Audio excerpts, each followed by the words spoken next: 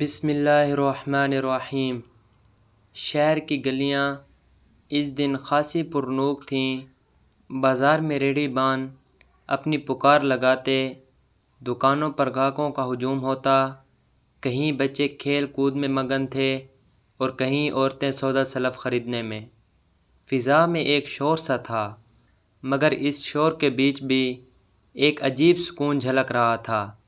مدرسہ عزیزیہ کے دروازے کے اندر قرآن کی تلاوت کی آوازیں گونج رہی تھیں۔ وہ آوازیں ماحول کو نورانی بنا رہی تھیں۔ مدرسے کے در و دیوار علم و دین کے مرکز کی گواہی دیتے تھے۔ یہاں قرآن پڑھنے والے بچے معصوم چہروں کے ساتھ اپنے سبق میں مگن تھے۔ ان کی زبان سے نکلنے والی آیات دلوں کو چھوتی تھیں۔ باہر سے گزرنے والا ہر شخص تھوڑی دیر رک کر سنتا اور آگے بڑھ جاتا۔ ایسے ہی وقت میں چند حسین و جمیل لڑکیاں گلی سے گزریں۔ وہ ہنستی بولتی، ایک دوسرے کو چھیڑتی، بے فکری اور بے نیازی کے انداز میں چل رہی تھیں۔ ان کی چال ڈھال اور باتوں میں وہ شوخی تھی جو دیکھنے والوں کو اپنی طرف کھینچ لیتی ہے۔ عام لوگ انہیں شاید عام عورتیں سمجھتے، مگر ان کی حقیقت کچھ اور تھی۔ وہ طوافی تھیں اور ایک رئیس کی محل کی طرف جا رہی تھیں۔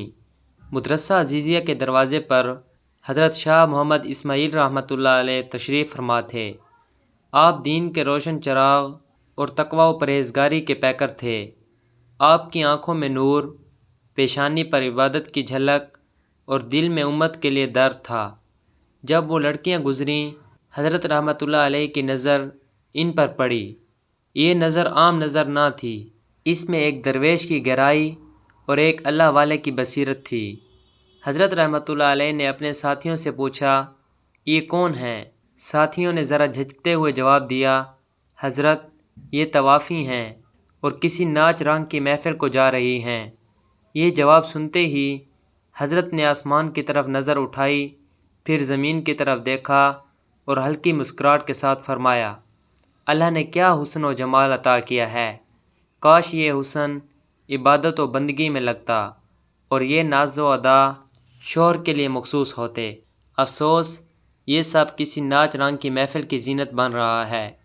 یہ جملہ عام سا لگتا تھا، مگر اس میں صدیوں کی حکمت اور دلوں کو بدل دینے والی تاثیر تھی۔ ان لڑکیوں کی کہانی بڑی دردناک تھی۔ وہ معصوم تھیں جب انہیں اس دھندے میں دھکیل دیا گیا۔ کوئی یتیم ہو گئی، کسی کو غربت نے مجبور کیا اور کسی کو معاشرے نے دھتکار دیا۔ ان کے گھرانے ایسے تھے جہاں رقص و سرود ہی ذریعہ معاش تھا۔ چھوٹی عمر سے ہی انہیں گانے بجانے اور رقص کی تربیت دی جاتی۔ جب وہ بڑی ہوئیں تو شہر کے رئیسوں اور جاگیرداروں کے محفلوں میں ان کا رقص طلب کیا جانے لگا۔ ان کی ہر ادا پر داد دی جاتی۔ ان کے گانے پر سروں کی محفل جمتی، لیکن کوئی یہ نہ جانتا تھا کہ یہ لڑکیاں دل ہی دل میں کتنا رو رہی ہیں۔ وہ سوچتی تھیں، کاش ہمارا بھی کوئی ایسا گھر ہوتا جہاں عزت ملتی، کاش ہم بھی کسی باپردہ خاتون کی طرح زندگی گزار سکتیں۔ رات کو جب چراغ جلتے، لوگ جمع ہوتے اور کہکے گونجتے تو یہ لڑکیاں رقص کرتیں، مگر جب وہ محفل ختم ہوتی، سب مہمان اپنے اپنے گھروں کو لوٹ جاتے تو یہ لڑکیاں تنہائی میں ٹوٹ کر روتیں۔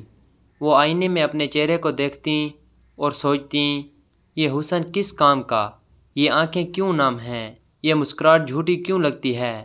دنیا کی تعریف ان کے زخموں پر مرہم نہ رکھ سکتی۔ وہ جانتی تھیں کہ یہ راستہ عارضی ہے اور اس کا انجام بہت برا ہے، مگر معاشرہ انہیں دوسری زندگی جینے ہی نہیں دیتا تھا۔ جب حضرت نے ان لڑکیوں کو دیکھا تو دل میں گہرا درد پیدا ہوا۔ وہ سوچنے لگے، یہ بھی اللہ کی مخلوق ہیں، ان کے اندر بھی وہی دل دھڑکتا ہے، وہی روح ہے جسے اللہ نے پیدا کیا ہے، مگر افسوس یہ اپنی اصل پہچان بھول کر گناہ کی وادی میں بھٹک رہی ہیں۔ حضرت کی یہ کیفیت ساتھیوں کے لیے حیران کن تھی۔ وہ سوچ رہے تھے کہ حضرت سخت الفاظ کہیں گے، لیکن حضرت نے رحمت و درد کے ساتھ بات کی۔ وہ دراصل سمجھا رہے تھے کہ دنیا کی رنگینیاں وقتی ہیں، اصل حسن وہ ہے جو دین کے راستے میں لگے۔ حضرت کی یہ بات خالی نہ گئی۔ روایت ہے کہ انہی طوافوں میں سے کچھ بعد میں توبہ کر کے دین کی طرف پلٹ آئیں۔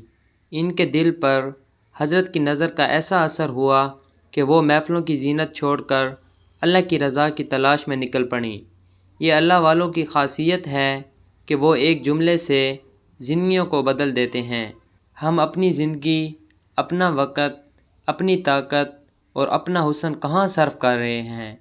کیا ہم بھی عارضی دنیاوی لذتوں اور وقتی خوشیوں کی محفلوں میں گم ہیں، یا اللہ اور اس کے رسول صلی اللہ علیہ وسلم کے دین کے چراغ کو جلانے میں اپنی توانائیاں لگا رہے ہیں؟ دنیا کی محفلیں بکھر جاتی ہیں، حسن ڈھل جاتا ہے، دولت ختم ہو جاتی ہے، لیکن دین کی خدمت ہمیشہ باقی رہتی ہے۔ اختتامیہ، یہ واقعہ ہمیں یہ سبق دیتا ہے کہ گناہ کے راستے پر چلنے والے بھی اللہ کی مخلوق ہیں۔ ان کے لیے بد دعا کے بجائے دعا کرنی چاہیے، انہیں دھتکارنے کے بجائے ان پر رحمت کی نظر ڈالنی چاہیے۔